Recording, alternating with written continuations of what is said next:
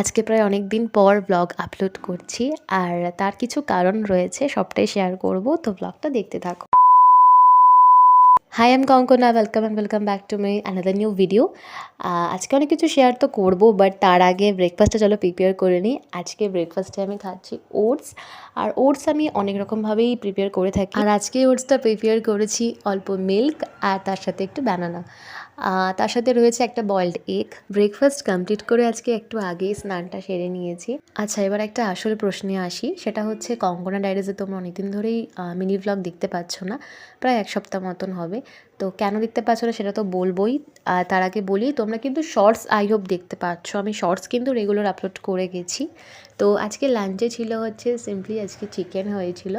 আর chicken খেতে কার কার ভালো লাগে সেটা কমেন্টে জানিও। আর আমাদের বাড়িতে বেশ কয়েকদিন ধরে না একটা এরকম ব্রাউনি ছোট্ট একটা বিড়াল ছানার আগমন ঘটেছে। বেশ কিউট দেখতে, কিন্তু সারাক্ষণ এই যে ছাদের এখানে বসে থাকে। তো বিকেলে স্টুডেন্টস পড়িয়ে চলে এসেছি বাড়িতে। আজকে একটা স্পেশাল স্যালাড প্রিপেয়ার করব আমি। তো এখন একটু ফাস্টফুডটা অ্যাভয়েডই করছি বলতে পারো।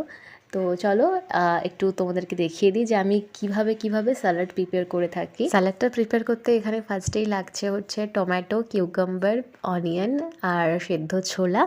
আর তার সাথে আমি দিয়েছি হচ্ছে অল্প ব্ল্যাক পেপার আর সামান্য পরিমাণ লেমন জুস। পারলে একবার তোমরা বাড়িতে ট্রাই করে দেখো, খেতে ভীষণ ভালো লাগে। আমার ফোনের ক্যামেরার আর স্টোরেজের একটু প্রবলেম থাকার জন্য ব্লগ আপলোড দিতে পারছি না। তো সব কিছু আবার ঠিকঠাক হয়ে গেলেই আমি আবার আপলোড করতে থাকবো ব্লগ, যেরকম আগে করতাম।